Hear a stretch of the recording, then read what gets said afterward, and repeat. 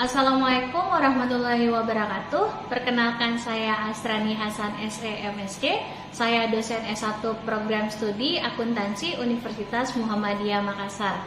Untuk konsentrasi bidang keilmuan saya yakni matematika terapan, konsentrasi matematika keuangan, dan ekonomi konsentrasi akuntansi keuangan. Di kesempatan ini saya akan memaparkan salah satu mata kuliah yang saya ampuh, yakni mata kuliah Matematika Ekonomi sesuai dengan bidang keilmuan saya.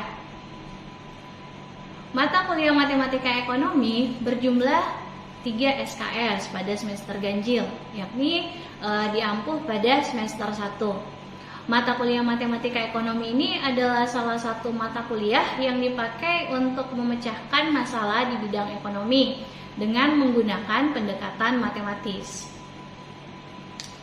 Adapun capaian pembelajaran pada mata kuliah ini antara lain, mahasiswa mampu memahami konsep aritmatika atau deret hitung. Dan yang kedua, mahasiswa mampu memahami konsep deret geometri. Yang ketiga, mahasiswa mampu menerapkan konsep deret aritmatika dan deret geometri. Yang keempat, mahasiswa mampu memahami konsep dan bentuk fungsi linier. Selanjutnya, yang kelima, mahasiswa mampu menerapkan konsep dan bentuk fungsi linier. Mahasiswa mampu memahami konsep dan bentuk fungsi nonlinier. Selanjutnya, mahasiswa mampu memahami konsep dan bentuk fungsi nonlinier.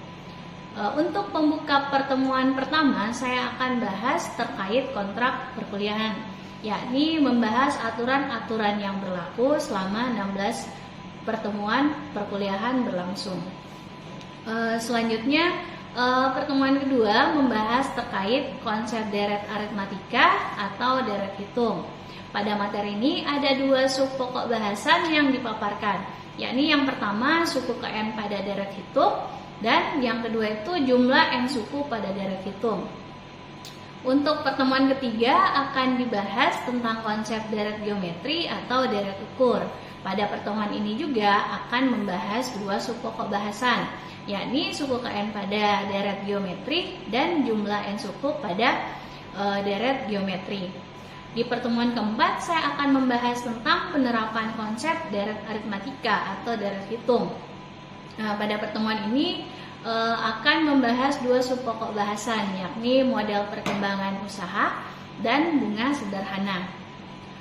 Untuk selanjutnya di pertemuan kelima saya akan membahas tentang penerapan konsep deret geometri atau deret ukur, di mana untuk sub pokok bahasannya antara lain bunga majemuk dan model pertumbuhan penduduk. Nah, pertemuan ke-6 akan dibahas tentang konsep dan bentuk fungsi linier dengan 2 sub pokok bahasan antara lain kemiringan dan titik potong sumbu, bentuk umum fungsi linier, bagaimana menentukan persamaan garis, dan hubungan 2 garis lurus. Untuk pertemuan ke-7 saya akan melakukan review dari materi pertemuan kedua sampai di pertemuan ke-6. Review yang saya lakukan itu memberikan latihan soal dari materi-materi yang telah dibahas pada pertemuan sebelumnya. Nah, untuk pertemuan ke-8 adalah ujian tengah semester, yakni salah satu bentuk evaluasi dari materi-materi yang telah dibahas pada pertemuan sebelumnya. Nah, untuk pertemuan ke-9 ada lanjutan materi pertemuan ke-6 dengan sub pokok bahasan yang berbeda, yakni penyelesaian sistem persamaan linier dengan 2 variabel.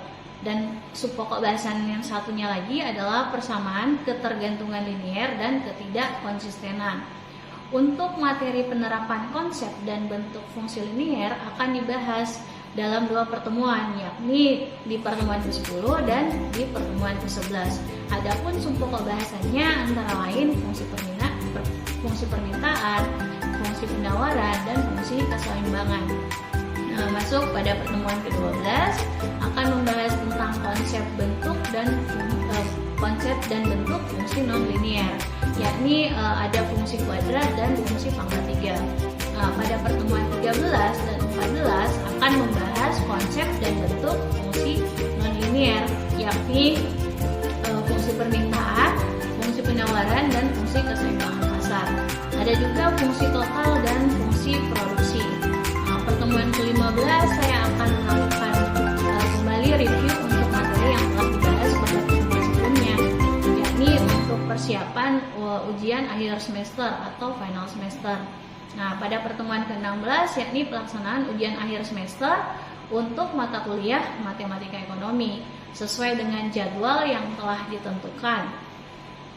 Nah, daftar referensi yang saya gunakan pada mata kuliah matematika ekonomi ini yakni Joseph Bintang Kalangi dengan judul buku Matematika Ekonomi dan Bisnis sebagai referensi utama saya. 3 referensi lainnya yakni ada Dumeri dengan judul Matematika Terapan dan Bisnis dan untuk Bisnis dan Ekonomi, ada Alpha Chechang dengan judul Fundamental Methods of Mathematical Economics. Dan untuk referensi terakhir yakni Sheldon M. Ross dengan judul An Elementary Introduction to Mathematical Finance. Pada perkuliahan ini saya akan menggunakan model pembelajaran dengan metode ceramah, diskusi kelompok, juga menggunakan metode audiovisual seperti mencari video yang terkait dengan materi yang akan dibahas di tiap pertemuan. Nah, media pembelajaran yang saya gunakan selama masa pandemi COVID-19 adalah menggunakan media Zoom, Google Meet, dan memanfaatkan WA Group, YouTube, serta media pembelajaran daring lainnya yang dapat mendukung proses pembelajaran. Dari pembelajaran secara luring, saya menggunakan perangkat seperti laptop, LCD projector, serta alat tulis. Nah, penilaian dan skala penilaian pada mata kuliah matematika ekonomi antara lain untuk aspek proporsinya absensi adalah 5%. Untuk activity completion itu adalah 10%. Untuk formative assessment jenis kuis presentasi yang diberikan adalah 15%. Dan untuk summative assessment yakni terdiri dari tugas terstruktur 20%, ujian tengah semester 30%, dan ujian akhir semester 30%. Itulah tadi perkenalan diri singkat saya serta penjelasan mengenai pembelajaran untuk mata kuliah matematika ekonomi. Dan selanjutnya saya akan menampilkan video pembelajaran mata kuliah matematika ekonomi.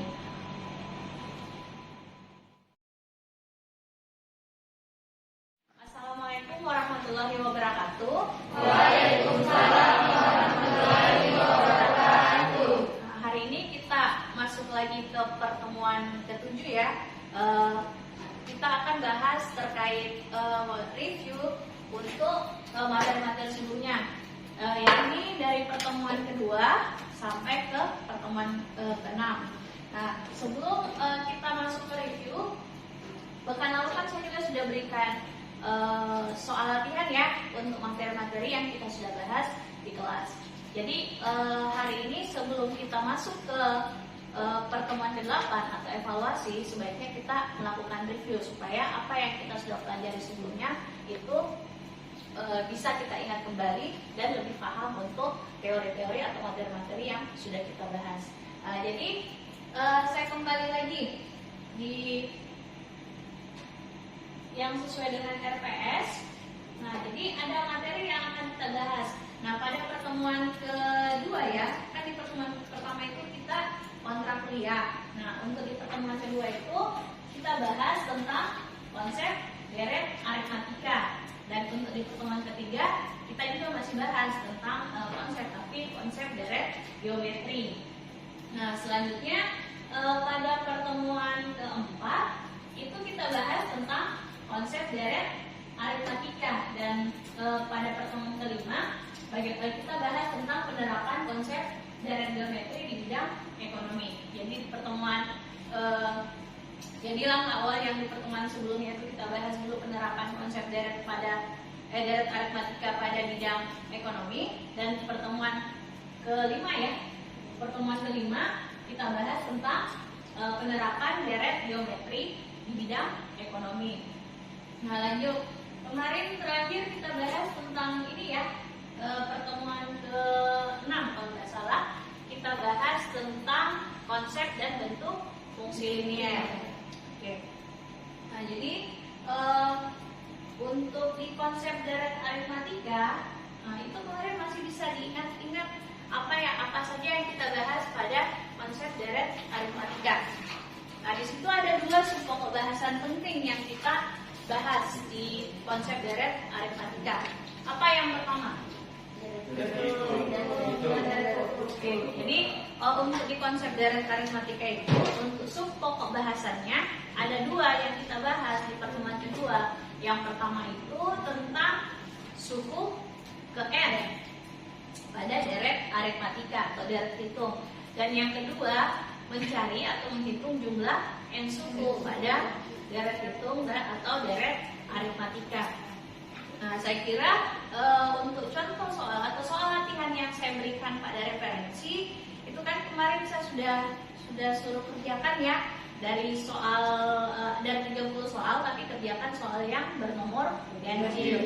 Nah, tapi sekarang coba kita cari soal yang lain terkait dengan konsep deret aritmatika. Siapa kira-kira yang siap untuk mengerjakan, atau kita soal latihannya tentang konsep deret aritmatika untuk mencari suku ke n atau jumlah n suku. Jadi silakan. Siapa yang bisa? Nah, sini. Ya, silakan sini. Jadi soal yang nomor berapa yang pada referensinya yang mau dikerjakan? Oke, nomor 4. Nah, itu apa di situ yang untuk pertanyaannya pada nomor 4 itu?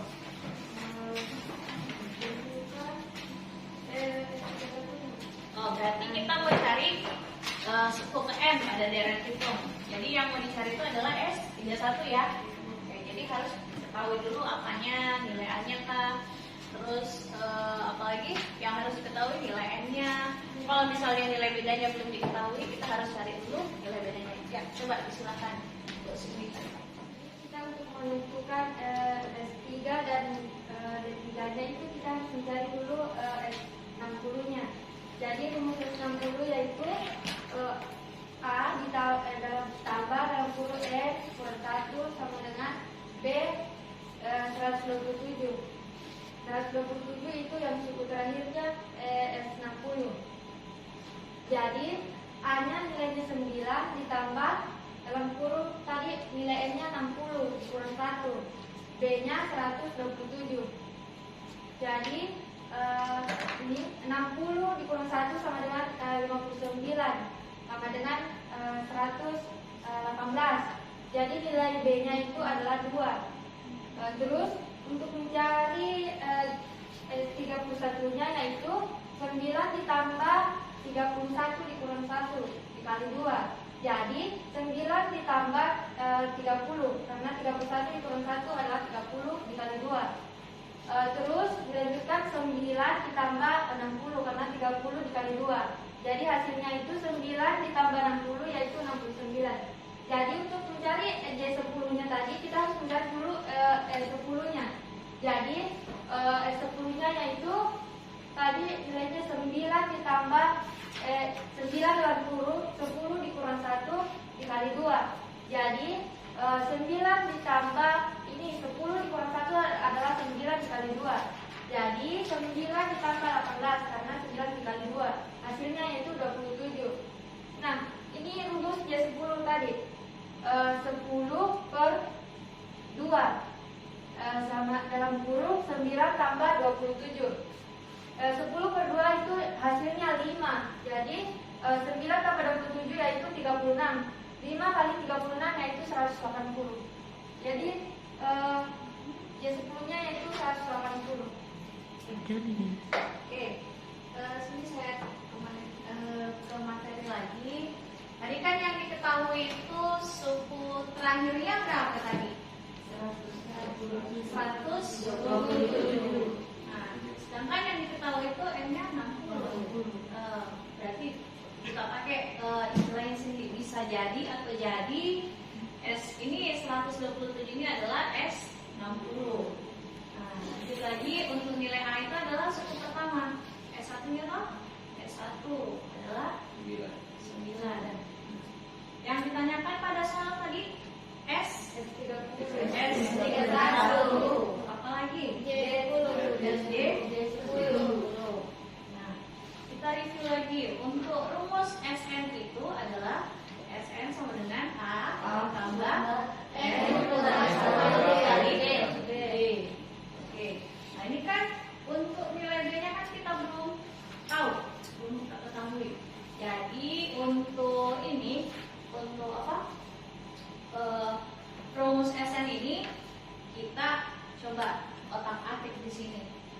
bagaimana caranya kita dapat nilai D. Nah, saya substitusi, saya masukkan nilai yang sudah diketahui pada rumus Sn ini.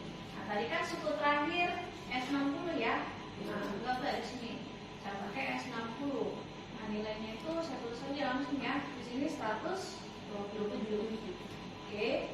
Nah, untuk rumusnya kan ini ya. Saya substitusi nilai yang sudah diketahui. Nah, nilai A-nya kan tadi 9 ya, ditambah 60 dikurang 1 kali, nah di sini kali D. Nah, setelah itu 60 dikurang 1 itu dapatnya dikali D, dapatnya 59 D. Nah, ini 9-nya kita bisa pindah keluarkan. Jadi 127 dikurang 9. Ini saya pindahkan ini kurang 9. Dapatnya 118. Nah, sehingga nilai D-nya itu 118 dibagi 59. Dapatnya 2. Oke. Nah, kalau kita sudah ketahui nilai D-nya, berarti kita sudah bisa selesaikan S31 dan J10-nya. Tapi kalau untuk mendapatkan nilai J10, kemarin kan rumusnya untuk Jn itu Jn sama dengan N/2 kali A tambah Sn. Nah, berarti kita harus cari dulu nilai Sn dulu. Nah, di sini kan kalau kita sudah ketahui nilai A-nya, nilai D, nilai suku yang mau kita cari, nah itu sudah bisa didapat S31 sama J10-nya. Nah, ini untuk S31-nya. Nah, kita tinggal substitusi dari rumus ini. 9 ditambah 31 kurang 1 kali 2. Karena nilai D-nya itu kan sudah diketahui tadi. Nah, terus 9 ditambah 31 kurang 1, 30 kali 2 dapatnya 60 ini. Sehingga nilai S31 itu adalah 69. Nah, lanjut, kita mau cari J10-nya. J10-nya itu kita harus tahu nilai S-nya dulu, S10-nya dulu. Nah, berarti S10 sama dengan 9 ditambah 10 kurang 1 kali 2. Nah, 9 ditambah 10 kurang 1, 9 kali 2 dapatnya 18. Sehingga nilai S10-nya itu 27. Nah, untuk J10-nya tinggal kita substitusi lagi yang sudah diketahui J10. Jadi N/2 dikali A tambah Sn. Kan di sini N/2 berarti 10/2 dikali 9 tambah 27. Nah, dapatnya 5 kali 36 ini ya. 36 ya. Dapatnya 180. Oke, jadi itu kalau kita mencari suku ke N pada deret hitung dan jumlah N suku pada deret hitung atau deret aritmatika. Oke, lanjut. Untuk deret geometri kemarin apa rumusnya untuk deret geometri? Sn. Jadi ada dua juga, ada dua suku pembahasan yang kita bahas. Mencari suku Kn pada deret geometri sama jumlah N suku pada deret geometri. Nah, kemarin kaidahnya itu apa lagi? Karakteristik tertentunya pengganda sama jadi kalau di geometri itu atau di deret ukur dia pengganda dan berganda. Jadi untuk latihan soalnya nanti kalian coba cari lagi di referensinya yang terkait dengan materi deret geometri. Jadi saya review saja untuk rumus yang digunakan itu Sn sama A kali D pangkat N kurang 1. Nah, ini mencari suku ke N. Di mana A-nya tadi sama ya, S1, P-nya adalah pengganda ya. Pengganda. Bukan penggoda, pengganda. Nah, di sini pengganda.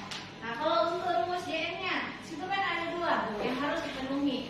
Di mana P-nya harus kurang dari 1, lebih besar dari 1, lebih besar dari 1. Nah, itu aku tadi kemarin Jn sama dengan A kali A kali 1 dikurang P kali begini ya.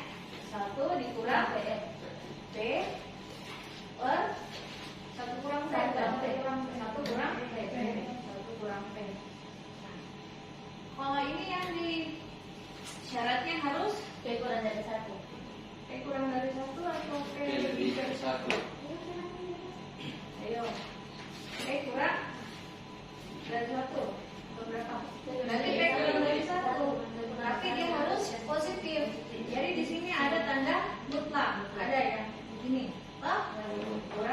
1.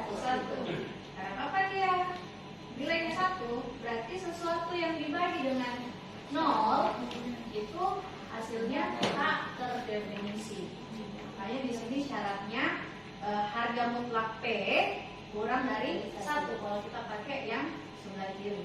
Nah, kalau yang di kanan, JN sama dengan A dikali P kurang 1 P kurang 1 per P kurang 1. P kurang 1. Syaratnya di mana harga mutlak P Lebih besar dari 1. lebih besar dari 1. 1. Nah, ini kan kemarin sudah ada contohnya juga yang saya berikan ya. Jadi dia harus memenuhi syarat ini. Untuk latihan soalnya coba nanti kalian buka lagi referensinya. Nah, kita masuk ke penerapan konsep deret aritmatika pada bidang ekonomi. Nah, kemarin ada 2 sub pembahasan yang kita bahas di untuk konsep deret aritmatika pada bidang ekonomi atau konsep deret hitung pada bidang ekonomi. Yang pertama terkait sederhana, dan yang kedua adalah nah, itu masih harus di review lagi atau dibaca-baca lagi kembali. Nah, kalau bersama Ibu kemarin deret ukur apa deret aritmatika? Nah, deret ukur apa deret aritmatika? Deret ukur. Nah, kalau yang di deret aritmatika atau deret hitung, sub pembahasan yang kita sudah pelajari itu ada 2. Yang pertama tadi bunga sederhana, dan yang kedua itu adalah model perkembangan usaha.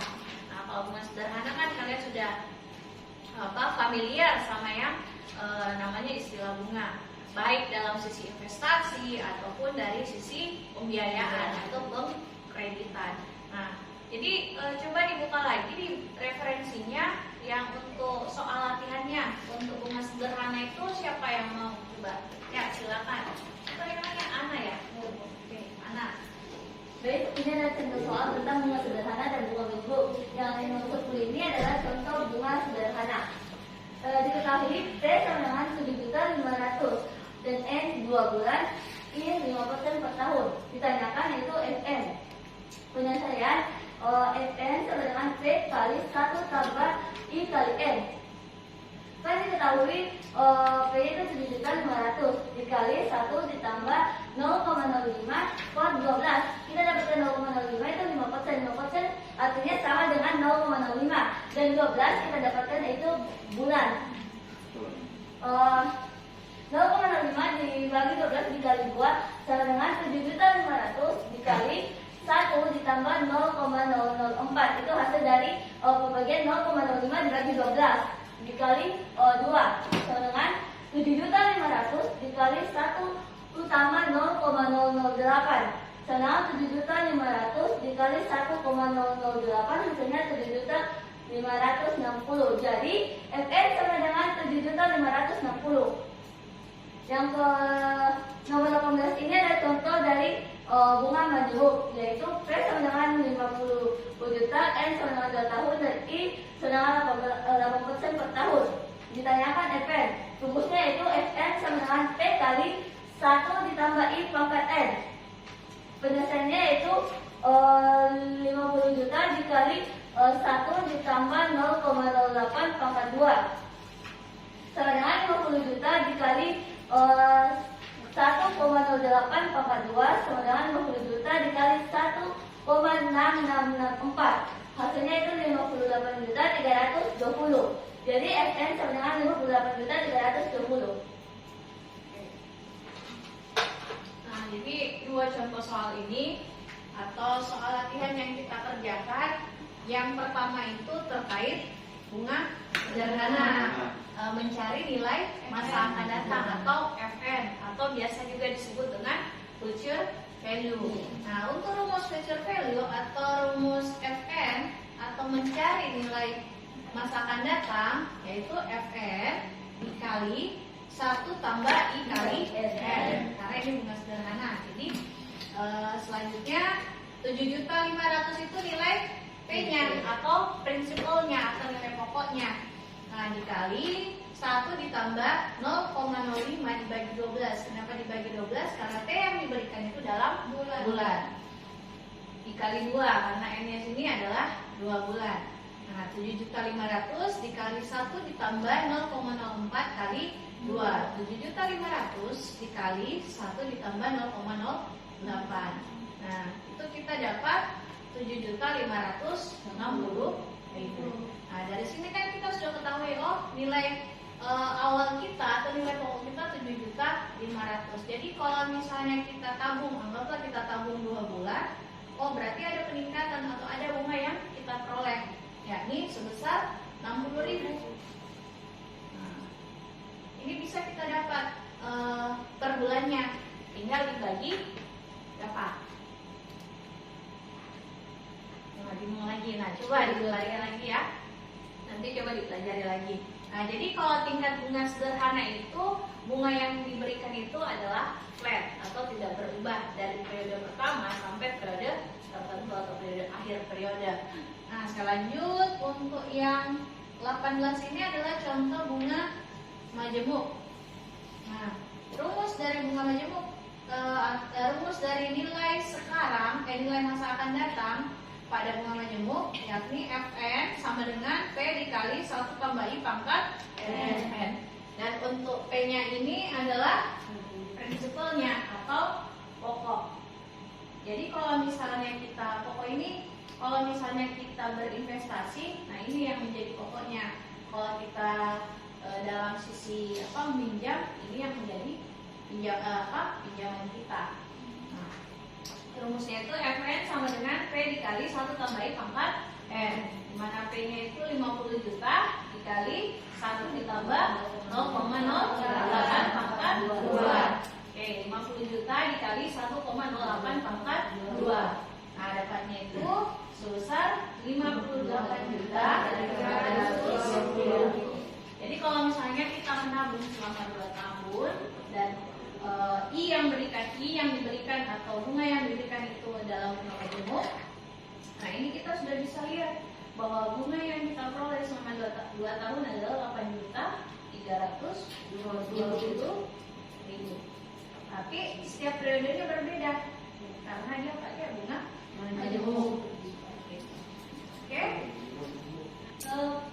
Pertemuan terakhir di pertemuan ke-6 sebelum mid semester yang kita bahas terkait konsep dan bentuk instrumen. Nah, itu ada beberapa pokok bahasan yang kita sudah pelajari. Yang pertama itu mencari apa?